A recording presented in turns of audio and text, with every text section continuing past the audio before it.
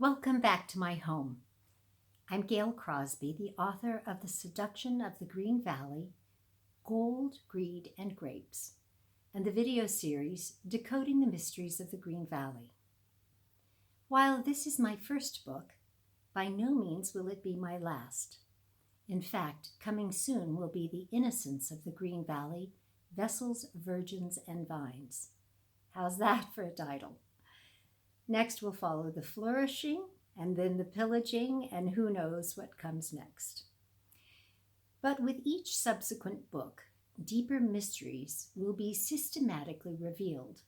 But in order to truly understand them, you must begin your search here with book number 1, The Seduction. The universal mysteries it reveals, or the wisdom of the ages as we will refer to it, contain the ideas, ideals, laws, and principles which govern all that is and are the rightful heritage of all mankind. They hold the key to our joy and happiness, as they are the very means by which we are to actualize our own amazing potential. Who would not choose goodness, truth, and beauty over evil, error, and ugliness? Thank you for letting me share with you one of the most powerful mysteries hidden in the seduction of the Green Valley. Let me begin by reading to you a few words about the book.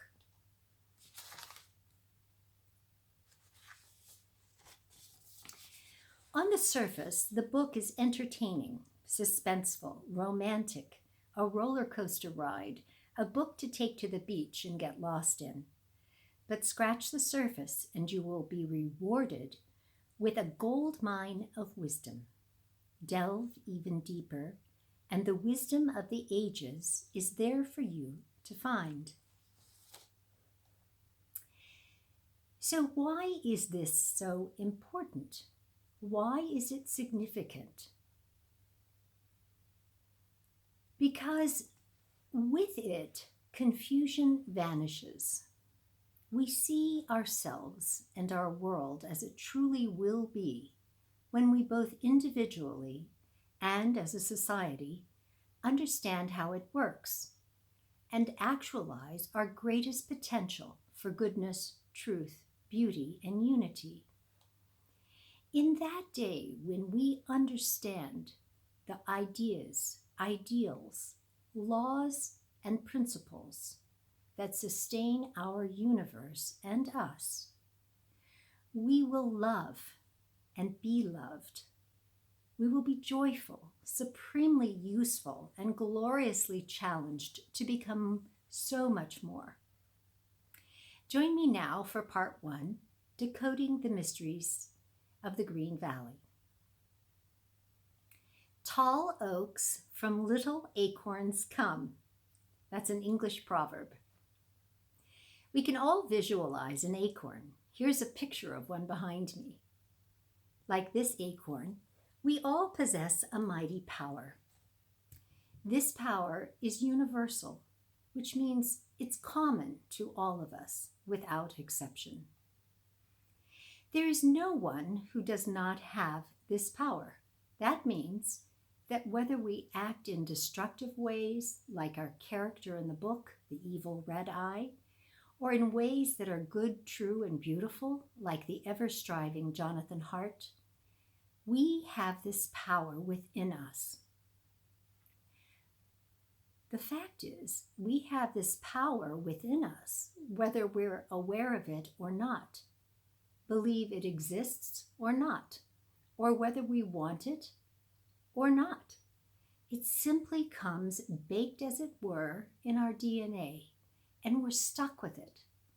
Not only that, but we're stuck with its powerful effects on us, our families, society, the way the earth nourishes us with plants and animals, soil, rain, and sun. Well, perhaps if you and I created the great intellectual system of the universe, we would have not chosen to put this powerful force into all things. We might reason that instead of becoming a mighty oak tree, it's our right to be a scraggly one, if we want to be. Who said being beautiful, good, and useful was the highest and best for us anyway? So what if we prefer to be ugly, of no use to anyone or anything, and stay that way?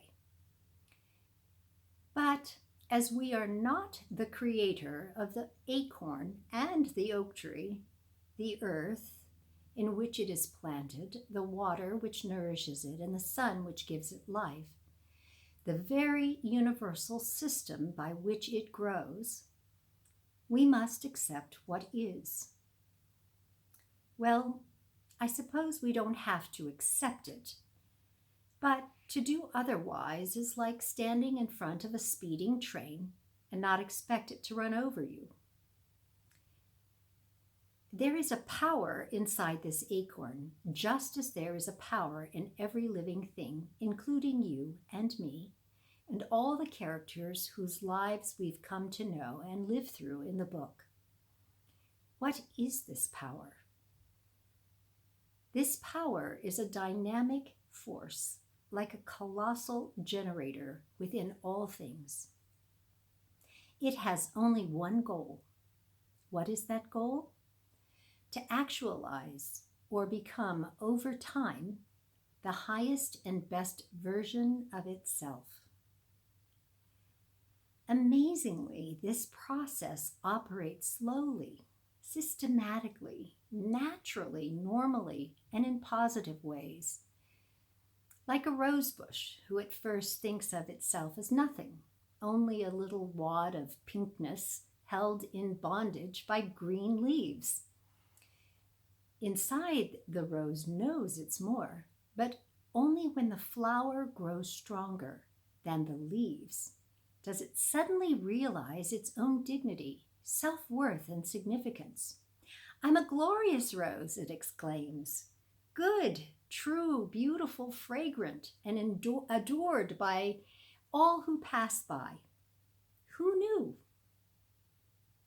In terms of the acorn, its highest self is a mighty oak tree, whose leaves release oxygen and bring shade, whose branches offer protection and a home for certain creatures who depend on it. Its roots and trunk are strong supports in extreme winds and storms. The acorns, which are a natural and final expression of its maturity and beauty, it would not think to sell nor trade for selfish reasons, but they are simply its gifts, which nourish the land, animals, and man. Ideal roses and acorns reproduce. The effects of their multiplication is a ceaselessly healthy and regenerating ecosystem. The power that exists in the acorn likewise exists within us as human beings. Instead of acorns, we are planted on this earth as babies, inwardly complete, with all the potential we need to become mighty men and women whose nature is like its source, good, true, and beautiful. As you come to know the Yucaipat Indian red-eye, you will see that this idea plays out with him. Because red-eye has the freedom to refuse to accept the laws of nature and man and act in selfish ways, he is continually overrun, which causes pain and suffering. What could help him? What could make his pain go away? What if he but stopped and observed, saw that in both nature and man, there is a powerful, speeding locomotive of divine energy destined to actualize its own potential? It doesn't stop for plants or animals, even if they were to be rebellious. Neither will it stop for any man. Red-eye has two choices: get on board or be run over. So I've revealed the first mystery, Tall oaks from little acorns come. We could even say mighty humans from little babies come. The central point is all things are filled with an unstoppable desire to become their highest and best self. Unlike the scraggly oak tree or the human being lost in fear, pain, and hopelessness, dignity, self-respect, usefulness, and joy come when this principle is self-evidently understood, and even more so when it begins to become actualized. We will see that happening in the lives of our characters in this book, and it can happen in our lives too.